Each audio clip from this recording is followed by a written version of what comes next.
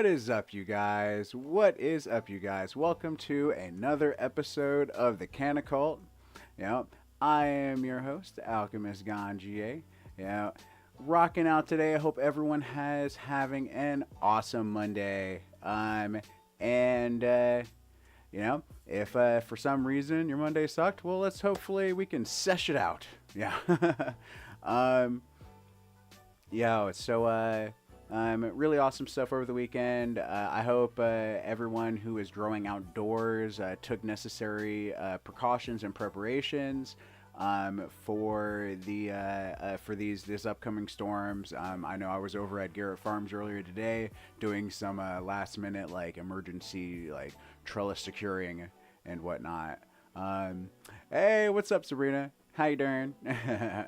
um, and so that stuff is really important. Put in all this hard work for months and months. It sucks to have it get ruined. And for other stuff too. I was tying up my tomatoes. I was reinforcing my rose trellis. I don't even know if the storm's gonna be that bad. I just, but yes. Today I'm going to guide you through the lush fields of cannabis culture and knowledge. But before we get into the main stories for today, we're going to be starting with something truly special, a mystery cannabis cultivar from a mystery cultivator. I say mystery at the moment because he is somebody that typically very much likes to keep to themselves. I've known for a little while now, I know he's cool with me reviewing the cultivar, but I didn't actually hear back from him in time to know if he was cool with himself being known. So for the time being, he is the mystery grower. Now this grower, he has been cultivating his entire life. He learned from his parents, from his father, and who learned from their father. And why any of that is important, besides from the fact that this person knows how to grow, is of all the genetics that they like to run, they have one cultivar that they have been running for a very, very long time, for 3 generations, in fact. And when I say 3 generations, I'm not talking about 3 runs, we've been doing it for 3 years. Remember the grandfather I mentioned? I have my hands on some cannabis genetics that have been continuously run for the last 3 familial generations of this person's family. Now, I guess the answer to the next questions of oh my gosh, is this some OG Virginia cannabis? Unfortunately, it's not that. This individual, they have grown in all sorts of formats. They have grown across the country. And they just happen to be here with us locally, continuing the family line of this genetics. So very, very, very cool. We're going to crack into it a little bit and also go over a little bit of some some general trimming tips for those of you who maybe this is your first run, you're not really sure how you should be clipping on the plants. This will be for after the harvest, after you've went and dried it. Right. I am a huge proponent of dry trimming, which is where you do not trim the plant until after it's dry, outside of removing some fan leaves. And as a result, you end up with weed that looks kind of like this. Now, granted, I'm sure there are some of you folks who have gotten weed that looked like this before, and it did not leave you happy. Some of you are looking at that and be like, "Oh, that's bunk." What? No, it's this is a plant that has been farmer's cut. In fact, I would even say that this is even a step before a farmer's cut, because this was only even barely bucked. It was given to me as a large, dried and curing branch that was curing, and I broke it down into smaller pieces. So this is as close as you could get, for what it would look like if you just did it hang dry. Now, as far as all this other stuff on here, obviously you can't smoke all this stuff. Even though once upon a time we might have tried. But the first thing you want to do is go through and start removing a lot of these major leaves here. In fact, why don't we shift over to our close-up cam so you guys can get like a real decent idea of what we're talking about here. Okay. Bap. Now, okay. So as you can see here, right? This like it's kind of it looks like it's got its own issues going on, but like let's just bear with us for a moment as we go through, right? You have your handy dandy scissors, you know, nice fine needle nose. I like the ones that have a curve in it because it allows me to get into places a little bit better. But right. Actually, this has a little bit of a stick due to some stuff that I was doing earlier. So you definitely want to make sure that you clean yours before you use them, so you don't have to deal with any like frustrations. You go through, you know, trim out leaves. Some of these leaves will be able to remove by hand, so you don't like feel like you need to be using like a scissors by any means. In fact, we can just put these down for a moment while we pull off all of this initial guff. Okay. Now the first thing that really caught my attention with this cultivar, there's one, like the smell of it. It's a very very cushy. Like even like hashy. It's like a cushy hashy kind of smell. Very, very quintessential cannabis. I like this. This is the type of like weed smoke that was like of the quality. You know, back in like the 50s, 60s, and 70s. Now, the reason why they chose to continue growing this genetic, was because it produced a lot of resin. This is a very very very sticky plant. Like right now, my fingers are actively becoming quite sticky. Like pulling these leaves off. And a lot of these are fan leaves I'm pulling off. Like that's like how resinous this is. Even the fan leaves have gotten like relatively sticky, not just the sugar leaf. Now, right, let's see, got a couple of like bud nodules that are coming off, a couple of bracts breaking as I'm pulling this apart, because you know I'm going through this a little bit. I am going through this a little bit quickly because like that's really not what this episode is about. So we're not gonna like drag ourselves down like going in here. But at the same time, also like this is like to tell you guys, like you don't have to worry about. Like if you're like trimming for yourself, you don't have to worry about being all like super like nice or like careful and delicate. You can just go in there and just start pulling stuff off. It's like it's when if you're preparing something for like a competition and you know someone else is going to be like handling it and like that and like and putting it under a loop and whatnot. That's when you want to start being a little more mindful so you don't like you're not damaging the trichome heads or anything like that. But like for this type of stuff, like this isn't gonna do any harm whatsoever. So we got most of that removed, right? Okay. Now I personally do prefer flour that has been left bucked like this, because of what I was just talking about. When you have all that stuff on there, like all that extra leaf on there protects the trichome heads. So there is a much higher chance that right now this has a lot more trichome heads on it than if I had received it without any of that extra leaf on it. So like that's something to keep in mind. Like just because it's a little bit shaggy doesn't mean that like the flower isn't quality.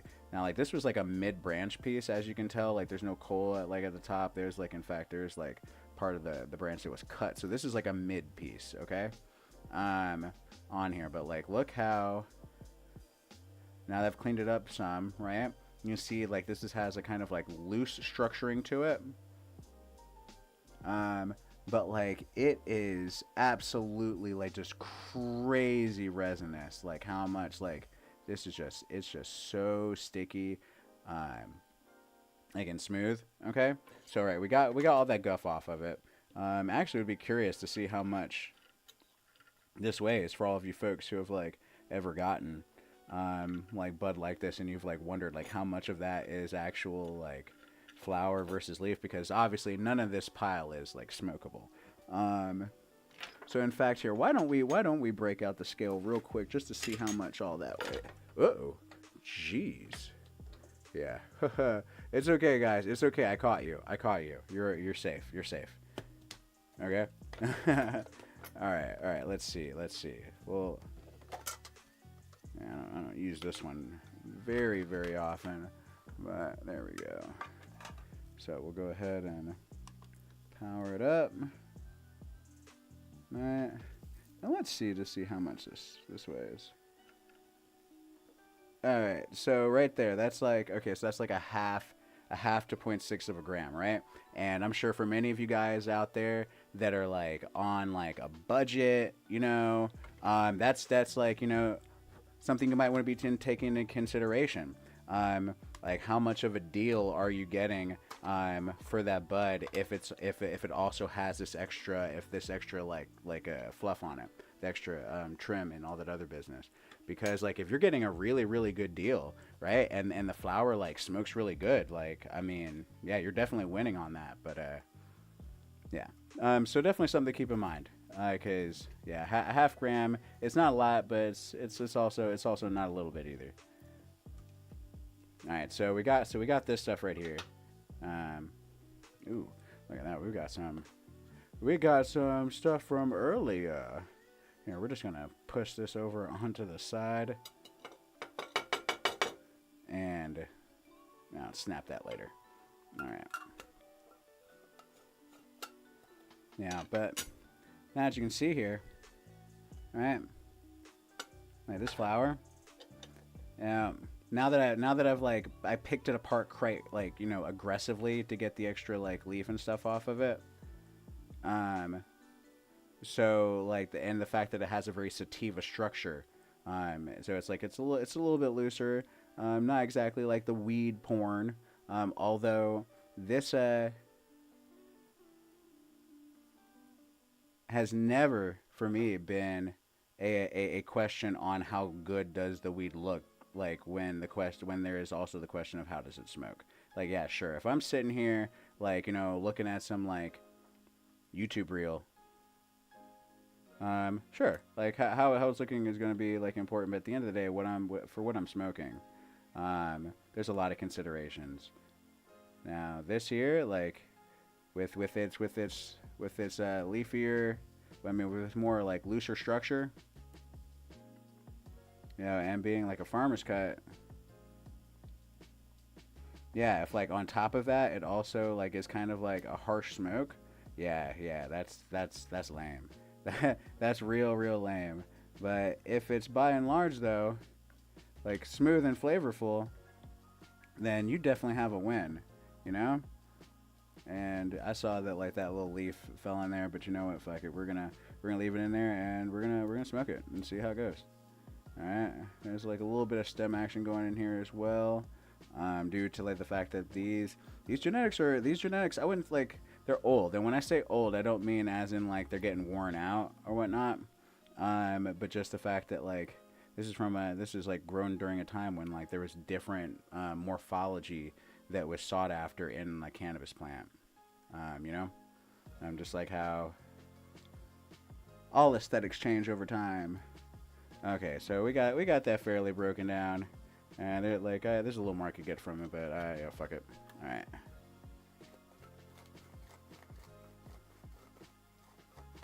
Hey, what's up? Bless up, Kev.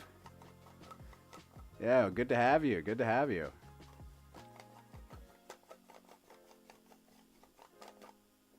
Okay. And I said, now this is was also like pretty fresh out of the dry as well. So like there's some that's like still not quite fully making it through, but if you look close, you'll like notice that that's actually kind of like slightly stemmy stuff. So we're just gonna like leave that be. Now we got this here. Very fluffy bud. Still see some remnants of its wispy structure. But like yeah, definitely gonna be dope. Yeah. So like, and you see, like more or less that process that you saw me do, for breaking down the bud.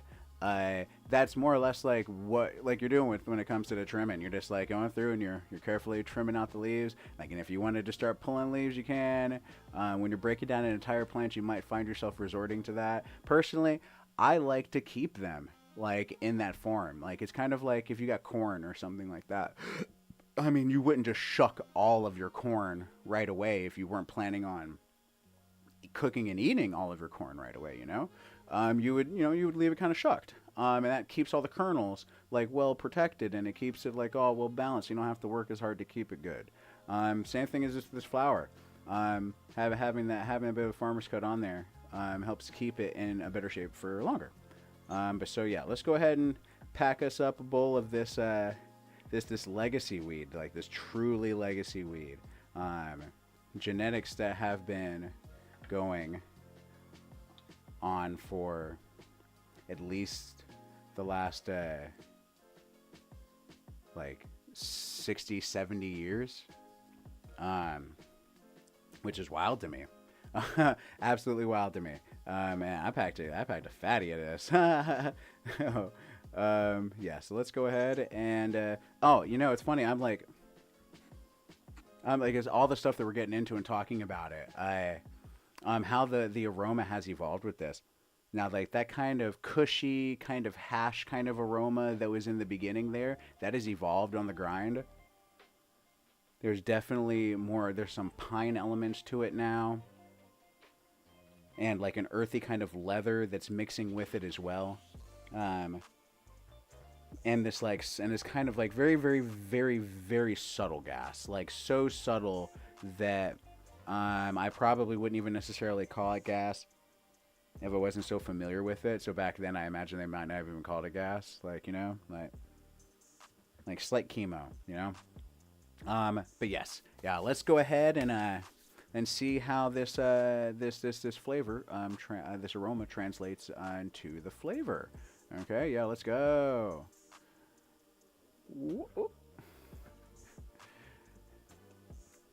All right.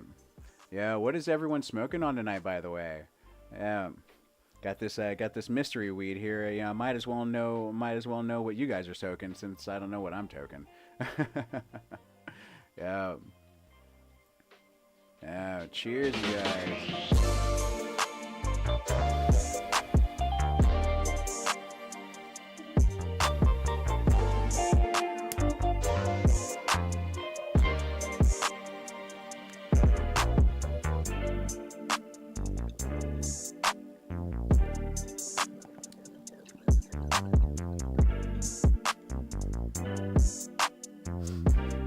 Oh, wow.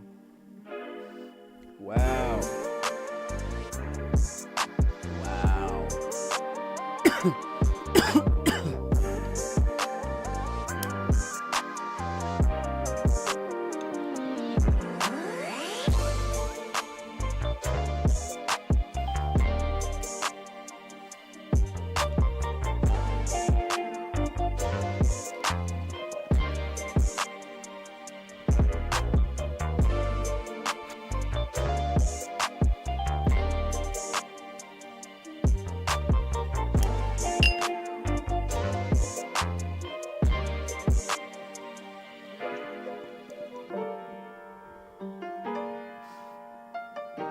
Yo. Man. Wow. Yeah, that was definitely a bigger bowl than I intended. Oh boy. Man, but flavor on it. I mean, just wow.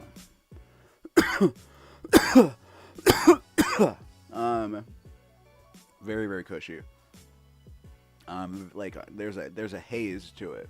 That hashy that like is definitely like that kind of hazy kind of hash.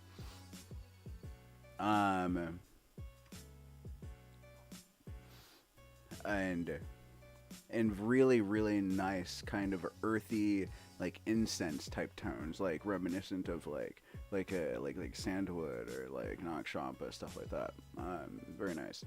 Now this bubbler is not made by anyone particular that I'm aware of. It was a unique find at a random glass shop in like Bedford County, Virginia, after I put out a hit for a bong or a bubbler that basically fit this design. That was like, like had a single like disc chamber in the bottom that was like, fully aerated like honeycomb or whatever.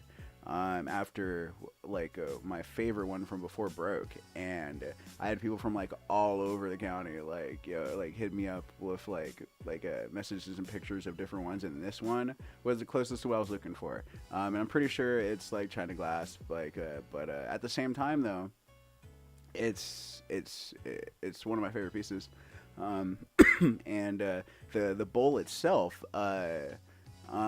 actually, that comes from Inside Out on Williamson Road, and in Roanoke, and the bowl itself. I want to say it's like it might be Monarch glass, but that might be Cap. I don't know. I just know that they carry a lot of Monarch there, but they also do a lot of like Pulsar, and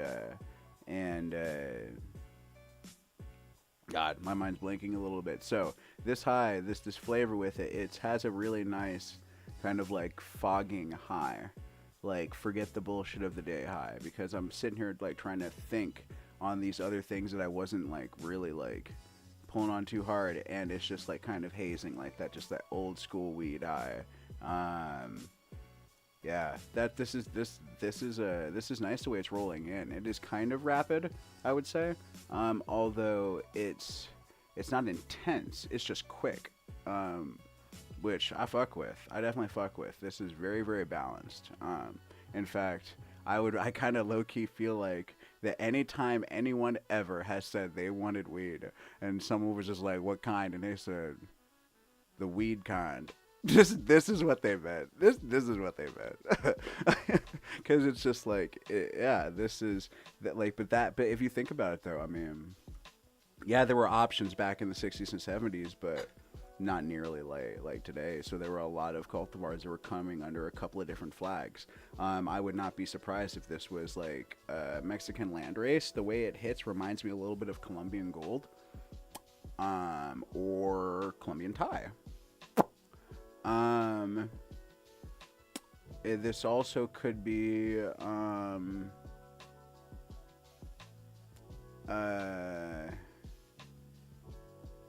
no, not the Punta. There's this region that grows a couple cultivars. One of them is called Punta Rojo, and then there's another one that's called, obviously Punta Rojo would be a little more obvious because it has more of a red to it. Where this does have like a good ambering on it. It's not like that at all. So maybe Columbia Gold, maybe that. Yo, you're growing Acapulco Gold right now. Bet, very nice. Yo, we right now like we have some Acapulco Gold that we're growing outdoor. That is like really, really taking off. I think it's at like 12 feet right now. 10. Yeah, like at least 10.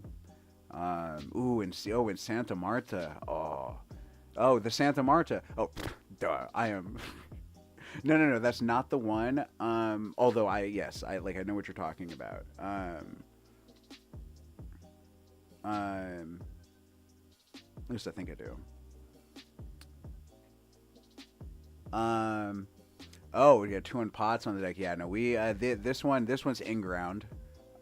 So it's, in fact, there is a 2 Acapulco Golds and a couple of Acapulco Gold crosses. One was crossed with Blackberry Kush, Blueberry Kush. All of them are huge, but like, yeah, one of the Acapulcos ended up being a boy.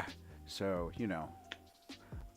but sorry, I digress. This cultivar, I am definitely fucking with it. I am definitely fucking with it.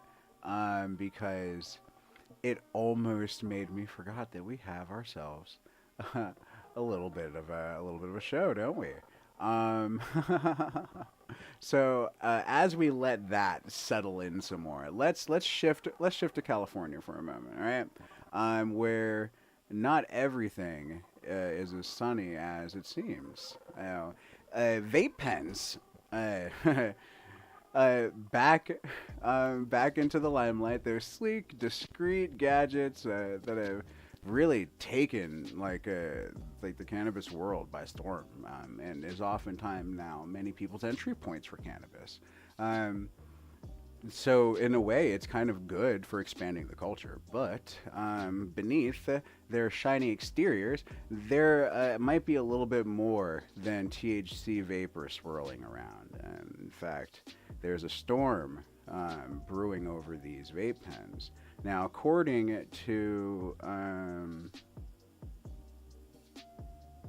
Dr. Lori Vollen of the Public Health Clinic in Berkeley, California, like she's warning against using vape cartridges due to the potential of contamination with pesticides and heavy metals. Now, this is something that I've talked about a lot, but it's also one of those things where it's almost like grasping at straws talking about it, because tracking where it's happening, right? But so what the argument is why take the risk with vape pens when flower offers a pure path? In fact, like like we're already seeing from Bless, he was saying joints over bongs. So I'm sure he could definitely relate to this. But like, let's explore what's got the vape world like really in a haze. Okay, so Dr. Valen's stance, basically, like, I mean, it's very clear, like, and crisp. Like almost like this autumn air that we've got coming in here in Virginia. And she said just smoke the weed, like literally, that's what she said. Now, why this firm stance? It really, like, it's all about what could be hitching a ride with the vape smoke in our high. Okay. Now, there was a study done back in 2021 that found heavy metals can leach from components of vape pens into vapor itself. In fact, that's also why right around 2022 and late 2021 is why you saw all the tobacco vape pens start advertising their ceramic meshes for their vapes, because like they were trying to show that it was cleaner and whatever, because all of that crowd was already getting hip on this whole like heavy metal thing, because they're not hitting, because like those pens, they're hitting those pens like thousands and thousands of times, like compared to like us hitting our vape pens like, hundreds. So like, but right around that time, that's where you start seeing these like ceramic like components start coming out. Okay. But Joe, imagine like with all these ones where you see these metal components in here, inhaling lead, right? Cadmium, chromium, okay? Along with like your chosen strain, right? I didn't ask for chromium haze. Now that's not exactly like the extra ingredients I think that anybody wants. But the real kicker though is the pesticide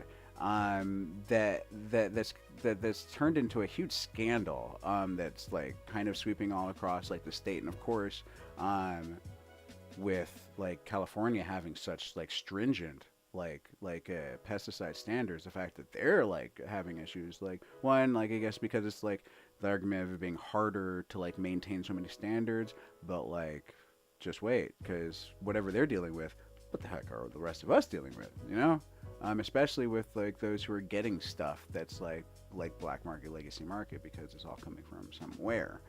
Now, many vape cartridges, even those in legal states, like have been tested positive for pesticides. This is why it's now like becoming such a like a what the F issue. Is a lot of people go towards like the legal market so that they can get a product that like isn't dirty or whatever, but now like it's happening in both. Now, these are like, and these aren't even just any pesticides, mind you, but like ones that are banned that could have serious health implications. And it's also kind of where this gets like even murkier. Okay, vape cartridges haven't even been around that long, so for us to like really understand what the long-term effects are, that in and of itself is like a question. But now, like with all these components, with these potential leaching, like we're only just now understanding, right, that we have plastic in our almost every cellular structure of our body, including our nether regions, right? Like there's a study out there that like shows that like 100% of men and their family jewels was tested to have microplastics down there. Like, now, granted, this is science. This isn't New York Post. Like, it's NHIS. Like, um, it's like, but like, and we're just now finding this out. We didn't know that while we were pushing all of these different plastics that like have all these leaching potentials. There is a possible safe future for plastics, but like not one with us recklessly charging through to it. This is the issue that we see coming up with like the vapes, and this is what like Dr. Voilen points out, that these devices could expose users to like all kinds of unknown risks that could compound over time. Now, I've got like 3 pens right now that I actively use. The convenience of pens is undeniable. They're pocket size. They're discreet. They don't leave you smelling like a skunk at a garden party. I've been able to hit like a vape pen in places I would never be able to like smoke a bowl or something like that. But at what cost?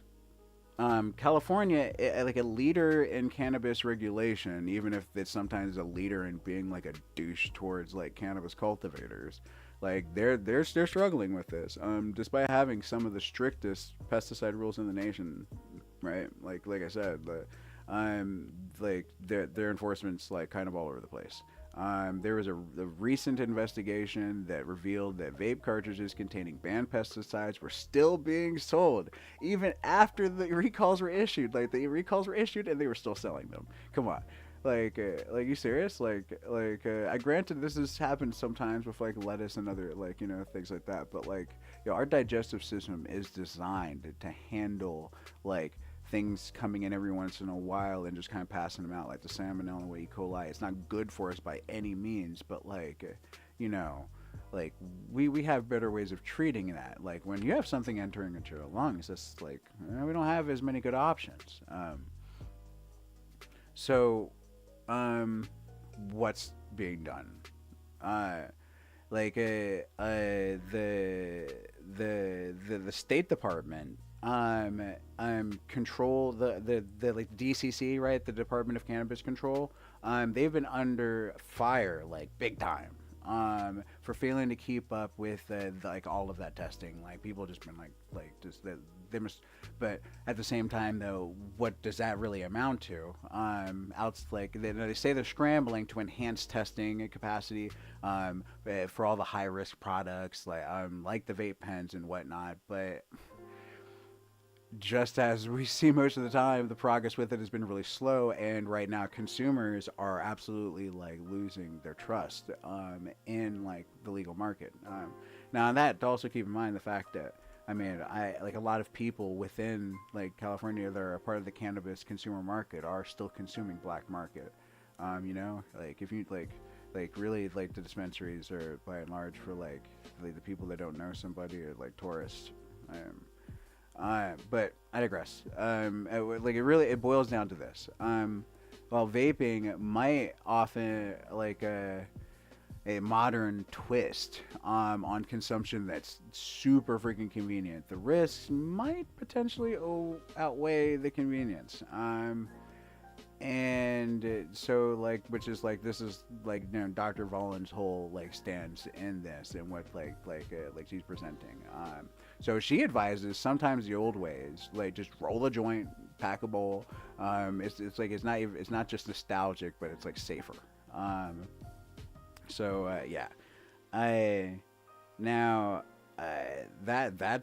is a lot to consider. Like when you're just trying to get high, just right. You're just trying to just enjoy it, just like just a little puff. But as always, like as we're doing in the Canna Cult, like knowledge is power. We gotta stay informed. We gotta stay skeptical, and we gotta stay safe. Like most importantly, now that I've like kind of gave my whole spiel with that, I kind of let's circle back to this cultivar for a second. Yeah, this is a very middle of the road high. I feel like a body aroma. There's a little bit of a lingering flavor, but it's mostly gone now. I think I think about halfway into like talking about that stuff, the flavor kind of like dropped. Um, but I also feel an energy, you know. I like, yeah, it's like it's a very it's a very like yeah very middle, very moderate like kind of high. Like it's like there's a lot of body elements and there's a lot of like mental elements, but they're like all kind of working kind of evenly together. I am able to keep, you know, pretty reasonable track of what's going on here. You know, let's see what's like happening in the comments. Yeah, I mean, I love joints. Yeah, no, I do love joints. That they are my favorite way to consume. It's just sometimes it's not always the most like convenient. And no, Puffco is the type of vapes they're talking about are the cart type vapes. The way the Puffco works and the other devices that are like dry herb vapes, as well, like Mighty and like Stores and Big All, like you know, all the those types as well. Um, they're using a different heating style, and that whole bucket is like a ceramic or like food grade like stainless steel for some of them. So no, that would not be something to be concerned about with the Puffco. Which like and that like I don't have a Puffco. I've used Puffco many times. I'm very familiar with their tech. But no, that wouldn't be a known concern at this time for them. And even going further than that, like most of these like companies, like in some loose way of like their design, like is like similar to like you know like the dry herb vape technology, which is just like you know allowing you to pull like air through like it like you know like a heated coil system and like heating up that bucket to a precise temperature. And like Stores and Bickle, like we're like the like ones that really changed the game on that and made everyone else kind of up their game too. Um, their whole system was designed around medical applications and to make sure that there was not going to be any type of potential like issue like that. So I'd like to think that also a company like Puffco that's not an issue, but that's also something that would be like worth looking more into. Are there any parts in Puffco that could be potentially doing that? Although I find it like unlikely. With this going on is like these carts like of their design, they're so small. And all these like things are like so like close together that as it's all like heating up like together, it's just like they're not meant to be treated the way they are. Like the and ultimately even with that, like I said, there's no long-term study done. Yeah, but I'm feeling good. Um, Now, okay, but yeah, let's move it now. Transporting from the West Coast over to Texas, where the heat isn't just in the air; it is in their politics too. Yeah, okay. And granted, I support cannabis. This channel does not aim to get too political one side or the other. But like but this politician Sally Duval, a Texas House candidate, who I didn't hear about until I heard about this campaign, which is probably part of the reason why they did it. She is like stirring the pot. Oh boy, in Texas in a big way. Oh boy. Oh, I got another one. Like she isn't just blowing smoke; she's inhaling it too. All right, okay. I'm gonna start with the punch. I'm gonna start a punch. Okay. Oh, okay, I got another one, but I'm gonna save it. All right. So, but there was an ad, okay? Where like she's got more than just controversy going on. She's not just sparking controversy. She's sparking joints and bongs too. On camera. Joe, bruh. Like she's like Paula Dean like smoking weed. like on this campaign like ad for like Texas House. It like and where she's talking about like some like a little bit of her points. I like I partially watched it. Like we're gonna check it out in just a second. But like this ad, like you really have to see it to believe it. She really takes it to a whole new level. Because I like yeah. Hold on guys. Yeah, let me pull this shit up.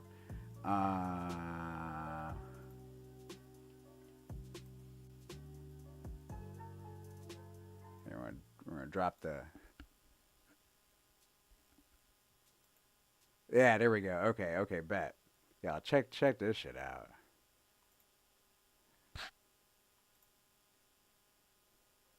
My name is Sally Duval, and I'm running for the Texas House of Representatives. You might already know what's in this, but do you know who has no idea and no way to test it? Law enforcement. Oh, they wait, arrest people. Hold My on. name is. Hold on. Yeah, no, my bad. I didn't turn the volume on. My fault.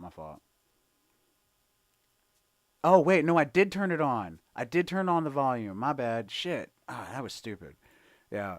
All right, bet. Let me do this. Yeah, there we go. Put it back. People every day for marijuana possession, but they don't have the funding to test if it's illegal marijuana or a federally legal hemp product. Our laws are confusing and unclear. While marijuana remains illegal for most Texans, hemp products that can get you high, like Delta 8, Delta 9, and THCA, are being sold at more than 7,000 retailers statewide. But our Lieutenant Governor, he wants to both regulate and ban these products. Now, it doesn't take a genius to figure out that you can't do both of these things. Fortunately, we don't have to choose between things, which is a real shame. You can visit my website to read all. No. My opponent doesn't. We ain't doing that part. We ain't doing that part. Like I said, I'm not. This isn't a. This isn't an ad campaign. For her. Yeah, I've been so good. But no, I just wanted you guys to see that. Because like I said, I'm not. This isn't trying to be political. But at the same time, this is a cannabis podcast, and yeah. Actually, wait, hold on. Let me back it up. When I say that, like, not political, because like I made like seem like that, like you see past episodes, I made it seem hypocritical because I do talk about politics. It's all cannabis related. I don't just talk about like loose politics. I don't step outside of cannabis politics, like, because right now cannabis like politics like might be the only thing that saves us. Like, I don't know. We're gonna need the grassroots people, grassroots action.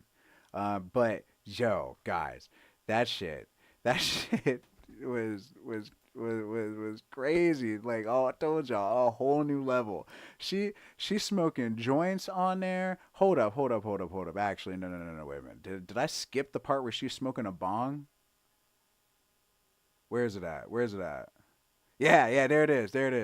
All right, hold up. Bet. How am I gonna do this? Ooh, I know. There we go. There, I cut the bottom off so you can't like see all the shit. But yo, there it is, right? She is smoking. She is smoking. Sense policy. I'm Sally Duval, and I believe it's high time for. Hold up, did I not switch it? Yeah, I did. Yo, can y'all believe that shit? It's like she just smoked. She's literally like her campaign is her smoking weed. Like she like Paula Deen, Martha Stewart, like what?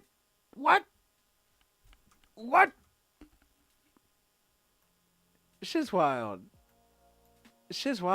I can't believe it. I was really just yeah. So but like hold on, okay. So she's like leaning very, very heavily on cannabis legalization, in her stance on it. She is, inhaling deeply. I like she took a rip. Like did you see that? She milked that bitch. I mean, so what can we learn? Okay, I think that's the question here. What can we learn from her fiery approach? All right. Alright, so, Okay, in a state where mere possession of marijuana can lead to serious legal trouble. Like Sally Duval's campaign ad features her not just advocating for change, but embodying the change. Like she takes a hit from a joint and then a bong, like coughing through her points about the confusing legal landscape, right? Is more or less what she was getting to and all of that. Like we like when a kid 2 minutes, please. Like I mean, yeah, you want to watch it? Go look it up. Sally Duval, like watch the video and listen to her points. That's not what this is for. Um, but just like how just like hemp and marijuana like in Texas are just like all kinds of just muddy, you know. She points out like the absurdity in Texas's current laws. Hemp products that you can get that like they can get you high are legal while marijuana isn't. um you know, like it's this fuzzy line for consumers and law enforcement. Like leading to unnecessary arrests and wasteful use of state resources. Um, because like I guess one thing I will say like that she points out is that there is no way to really test whether or not something is like one of these hemp products like or cannabis in any type of like convenient manner, you know. So they could just be like arresting a bunch of like medical marijuana like patients like or people with legal hemp like or whatever trying to claim it's marijuana. Like it's all just bleh. We know what it's like here in Virginia. Although we do have like legal access, like I guess so maybe we don't like that, but like Tennessee, like um all right, but like sorry, I'd Duval, right? Like ties like all of her advocacy to like the tangible benefits, right? So she talks about like you know like small farmers and like medically like complex Texans that need like healthcare, like beyond like what like is being provided, and then even she even like talks about boosting public health and education through like the tax revenue generated from cannabis sales. So I mean, obviously, this approach is going to ruffle feathers. I am actually quite excited to see like what the response like to this like could possibly be. Cause like it ignites a conversation that is long overdue, long overdue within a community that like now cannot ignore that. Like because this like and this is in a state that is known for its fierce independence, you know, like its bold statement the Duval's making that's catching like fire among voters. Like especially as more and more Texans support like decriminalizing marijuana, which is like this article I was reading about it like pointed out. And it's just like this is really cool. I mean, because this isn't just like about getting high, obviously. I mean, it's about what it means to be free. You know, to like make choices about like what we consume and how we manage our resources. Like, and I think Duval is setting the stage for what could be a really transformative shift in Texas politics. Like, I mean, Texas might actually get cool again. So far as like you know being a cannabis consumer, like I mean they're cool in other ways. Um, it's a campaign that's high on ideals, and also well like just high. She gets stoned in the video. Um, Although it does beg the question. Now I think about it, like are we is Texas really ready for that kind of change? Or is it just smoke and mirrors? Because Texas is like huge. Like it's a huge state. Like I don't think even a lot of people really like like process how big of a state it is. Like I drove through part of Texas, like driving cross country, and like I did not even drive through the wide part of Texas, and it took like actually wait I don't know. Well, I drove to Dallas. I drove from California to Dallas, and then Dallas to Tennessee. Like, um, and I was in Texas for so long. I was in Texas for so long. It's a huge state. Um, But I mean, Texas, like, even if there is bigger than a lot of European countries, like the world is changing. Um, so I guess the question is, like, is like Texas going to lead that change? Like, kind of being like the big topple for all of these other states? Because I feel like if Texas like legalizes, a lot of these other southern states would go in very short succession. So like, I mean, will it lead the change, or are they gonna pass the blunt to someone else? um. Oh yeah. Yeah. I'm definitely ready for another bowl of this. Yeah. This mystery bud here. With this really nice like full flavor. This also nice and smooth. I mean, considering the fact that like I still see in one, this has had very little cure on it. Um,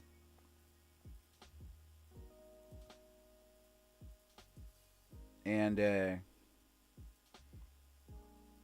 a little bit of stem action. I mean, like a little bit. I'm being lazy right now. Yeah.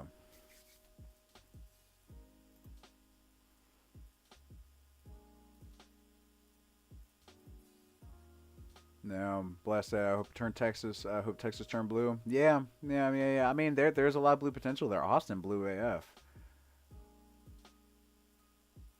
It is, but medically, I think there's like some limited provisions for like oil, and then of course like the whole farm bill. They have done nothing to really block that too much in Texas, so you can get like Delta 8 and Delta 9. I mean Delta 8 like THCA stuff like that. This is the same cultivar. This is a mystery cultivar. The cultivator who grew this. He had their family has been growing these same genetics for 3 generations. Like his grandfather started this grow. And this was like during a point in time where they know what the name was. As far as I know, it could have been like a bag seed that they grew out, but like whatever it turned out though was incredibly resinous. But that was just like the stickiest stuff that they like had ever come across at the time, and they were like, "This is like we got to keep growing it," and here we are today, and like this is very much like this definitely like. This has this old school smoke to it. Like it reminds me almost like somebody intercepted that brickweed before before they did the compression curing to it, you know, like they got the genetics that before it went and then got stepped on and all that other stuff, you know, like I mean. It's like it's very musky. It has nice earthy notes to it. They're combining well with these pine notes, like hazy, hashy, and a very subtle. That gassiness has like honestly evolved into more of a mint at this point. It's a sharp. It's a sharp mint with with like still some like chemo notes to it, but it's also got like a cooling in it. I like it. The way it's smelling, and like sitting on this grinder for like what, like the last like half hour. It's been like it's like it still feels quite nice. Like the resin content on this is fierce. This is it's like it's wild how resinous it is. But yeah, so yeah, what is everyone else token on?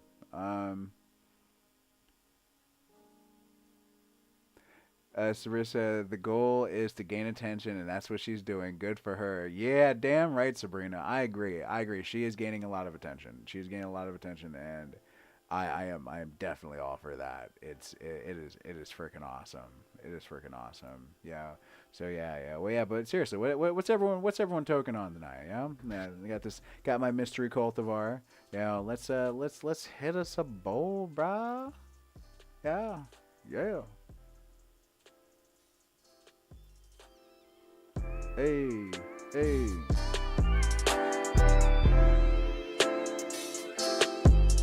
Yeah.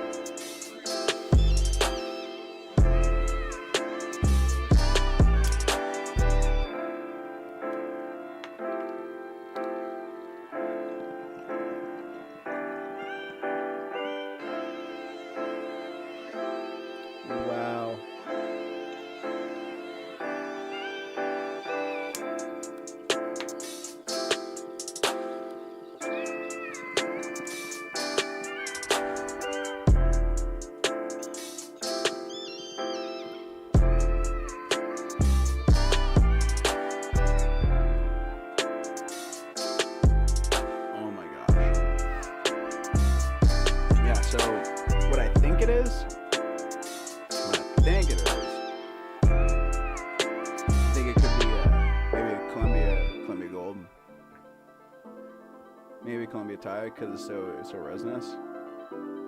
So resinous. But I mean, you can have so many expressions, so many phenotypes. But maybe because I mean I know Acapulco Gold, and this isn't it. Or if it is, it's just like a very different feel of it, or maybe a cross of it. But that's where I want to kind of sit to.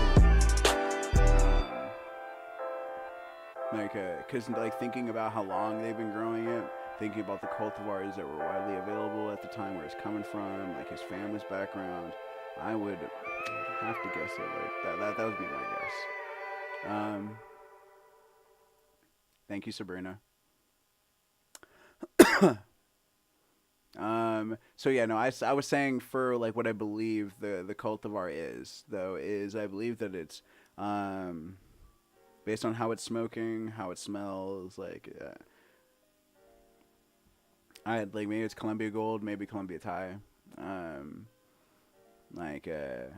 very familiar with Acapulco Gold, so if this was, it would be like a cross of it, or a real Alfino of it. But yeah, I don't know. Yeah, but it's a mystery. Honestly, it'd be cool to figure it out. Yeah, because this now you don't come across cultivars like this very often, so I'm very, very excited. Very, very excited. But yes. So yeah. From the political clouds of Texas, why don't we, move up to the Rocky Mountains of Colorado, where the cannabis industry is facing a very different kind of storm, a little more similar to what California is dealing with, and that is contamination and recalls. That is, yes, another one.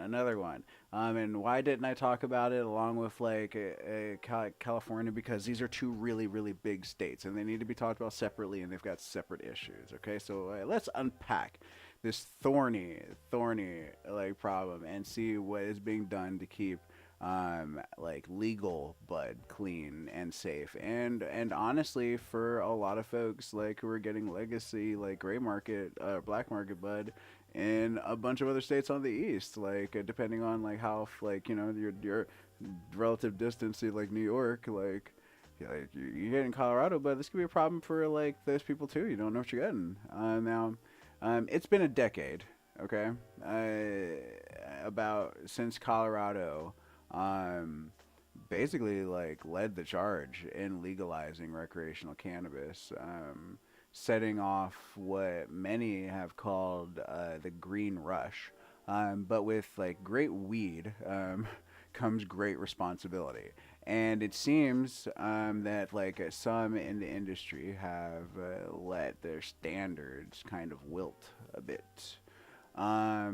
Now, recently, there's been a surge in recalls across the cannabis market from Colorado to California, like we were talking about earlier. Everything from flowers to edibles.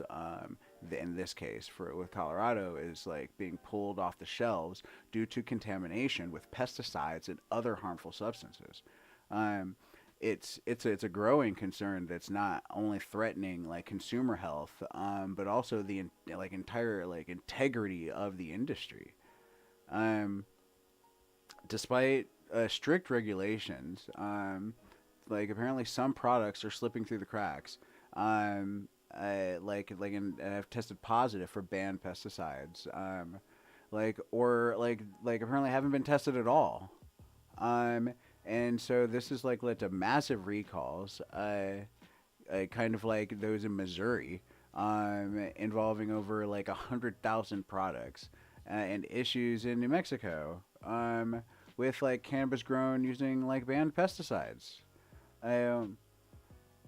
Now, facing these challenges, the advocacy group for safe access, right, the ASA, they have stepped up with to the plate with a very comprehensive solution, which like part of me is a little like kind of meh about because I was working on my own and I just wasn't like quite done with it. Like yeah, but like but now we have this, so hey, like awesome. And they have issued this guide, and it's titled like "What's in Your Cannabis: A Patient and Consumer Guide to Navigating Cannabis Safety."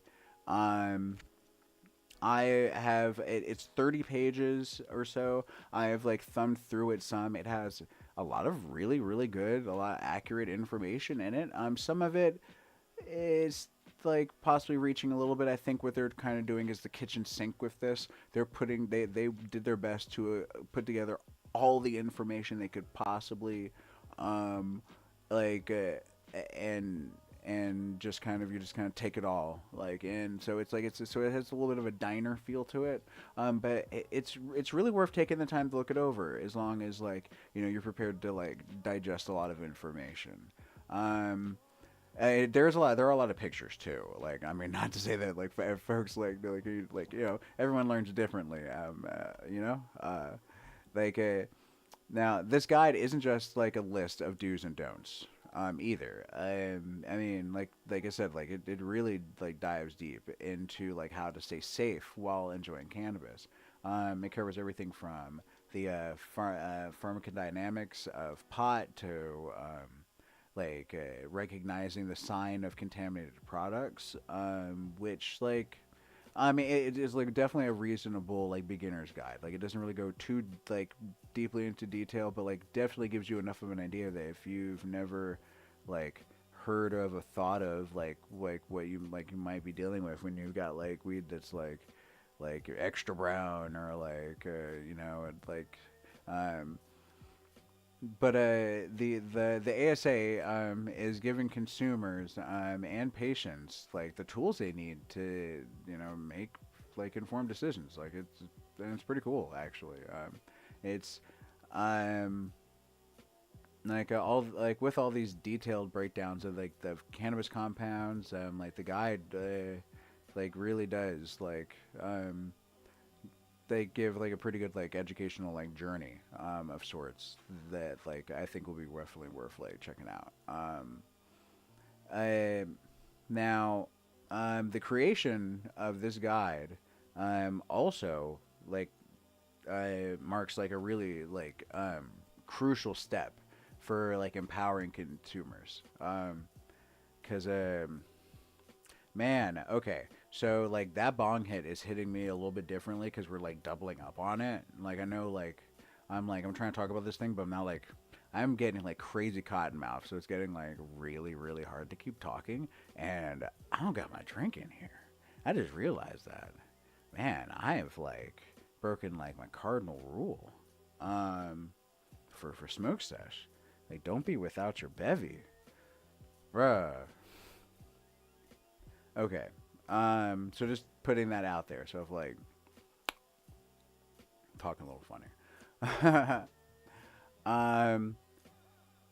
Right. So this guide is really helping to like empower like masses of consumers. I feel like to really explore the cannabis space more because one, it is a lot of information. Like I feel like every like to try and take it all in at once. Um, you're going like I mean it's going to be a really good read. Just don't expect it to take like 5 minutes. um, but like I think it's going to be like really awesome at turning like passive like purchasers and skittish like people in the like the don't even know how to get involved in the market to be like more informed like advocates for like their own like health and safety like and too because a lot of times like we deal with across like every market, right? It does not matter like black market, gray market, like legal market. I the best way to regulate it is by educating the consumer on what a good product, like a safe, healthy product is and looks like, right? I mean, it's why we do these podcasts and these videos, to help people understand, like, like how to stay safe, how to go through this. So this guide, I mean, really really awesome resource. I'll be sharing it on my Facebook page, Enki's Canna Cult. So if you're like watching like any of the platforms, like you can check it out there. Um, we're also probably be sharing that video, which is like awesome. Like I love that video. But like but like also like right now we're building regulatory framework. And God, like the last few decades, like the regulatory framework for cannabis has been built off of like hateful ignorance. Like we can't continue with hateful ignorance, you know. Um, so it's like food for thought. Now, I let's see. Yeah. So as we wrap up today's discussion or our sesh, I just want you guys to remember like the purity like of your pot matters. Whether you're like a casual consumer or like a medicinal user, like the quality of what you consume like can significantly impact your experience and your health. Like it is not worth like like harming yourself. You know, like we educate ourselves. So like take a page out of ASA's guide and stay vigilant about what goes into your bodies. All right. Um, Now, it's been this has been a pretty packed episode. We would like where we covered the vape pens, right? Like, if anything with the vape pens, because like with me, like the way I kind of approach like with the vape pens is like I never really hit them very hard, you know, like blinkers, like no reason to do blinkers. Like blinkers are going to be one of the main things that starts causing like that type of stuff like to happen. um Although I feel like we probably need to do more research into like what types of stuff are produced when it's hit normally, like a whole lot. Like I want to see like there's studies that look at that. um but yeah, like I just like I mean, I don't necessarily hit it like really low temp, but like I mean, I use like 3 volts or something like that. But like just short hits. You can just like hit it again later. Um, like also I switch up carts too. Like I don't hit like the same cart like all the time. So like I might hit a cart like one day and then like put it away and then have another cart the next day or whatever. Because like I said, I have 3 that I like cycle through. But I mean, there's like I mean, there could be ways where you can kind of like mitigate that a bit, but it's sometimes it might just be best like to just smoke some weed, you know. I mean, what else can I say? Um, but yeah, so very very cool. This cultivar, this legacy cultivar, I fuck with it. I do. I like this. I mean, there is like there's a I have a cola in here that I probably should have done that one and like to really like see like what it looks like. But I guess just to give an idea, since I didn't, since I might like maybe I'll post a picture of it after I trim it up. I mean, like, so it ain't like a. I mean, that's not like the main cola. It's just like the cola for like the branch that I had, like busted down. So I don't know. I like this high. It's smooth.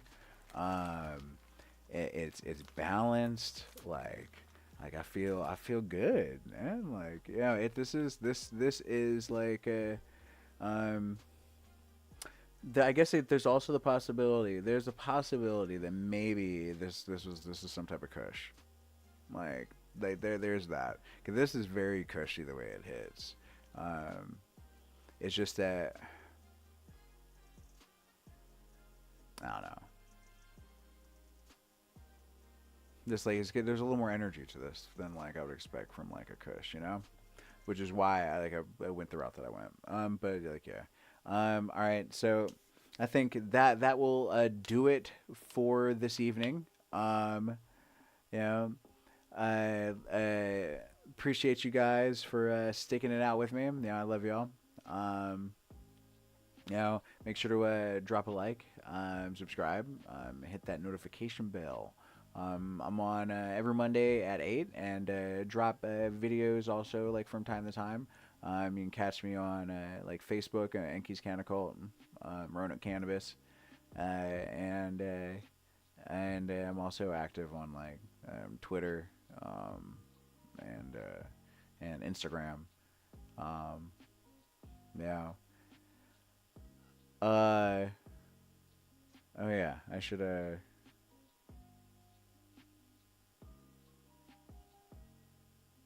tell you guys. I love y'all. Yeah. Y'all have a great night.